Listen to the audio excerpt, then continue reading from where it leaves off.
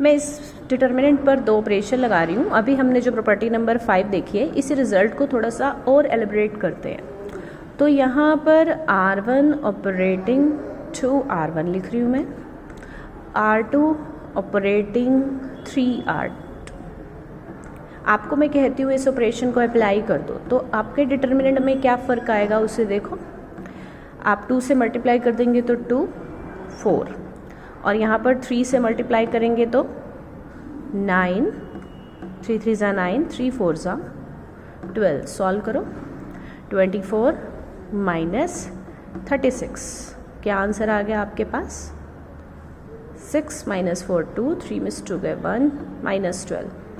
पहले आंसर आ रहा था -2, अब आंसर आया -12। मतलब क्या लिंक है इन दोनों में कि अगर आपको -2 पहले आंसर आ रहा था तो आपने कौन से 2 नंबर से मल्टीप्लाई किया है? एक बार 2 से किया है, एक बार 3 से किया है। तो इस आंसर को लाने के लिए हम ये मेथड भी इस प्रॉपर्टी के अकॉर्डिंग ये भी लिख सकते हैं, -2 मल्टीप्लाई 2 इंटू 3, यानी कि क्या आ जाएगा? -12। यही ये प्रॉपर्टी कहती है कि अगर आप किसी भी रो और किसी कॉलम को किसी स्केलर के से मल्टीप्लाई करते हो तो जो वैल्यू होती है वो भी उसी नंबर से मल्टीप्लाई हो जाती है। अब मैं इसको उल्टा भी तो चला सकती हूँ।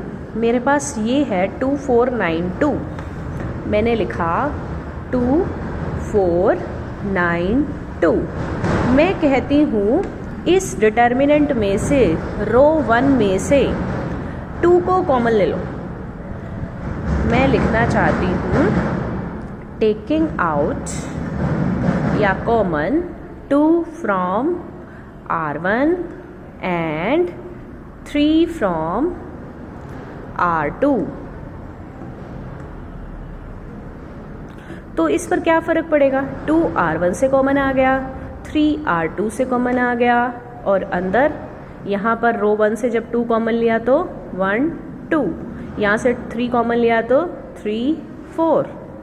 तो अल्टीमेट ये पहले जैसा -2 बन गया, यहाँ -2 लगा सकते हैं, सिंप्लीफाई कर सकते हैं। तो इसी के बेस पर हमारे पास एक रिमार्क बनता है, अगर कोई नंबर किसी भी रो से कॉमन आ रहा है, मतलब वो उसके मल्टीपल्स में है, तो आप उसे बाहर निकाल सकते हो। ठीक है, ये हमारा बहुत इंपॉर्टेंट रिमार्क है कि अगर हमारे पास डिटर्मिनेंट इस टाइप का है, डिटर्मिनेंट में है 2 4 6 3 9 12 1 3 7, आप चाहते हैं इसकी वैल्यू को छोटा करना, तो हम यहाँ से कैसे इस रिजल्ट को उल्टा यूज कर सकते हैं कि पहली रो से 2 बाहर निकाल दो और दूसरी रो से 3 बाहर निकाल दो, और अंदर जो आया वो लिख दो 1 2 3 1 3 4। 3 कॉमन आ गया, 2 कॉमन आ गया, 1 3 7।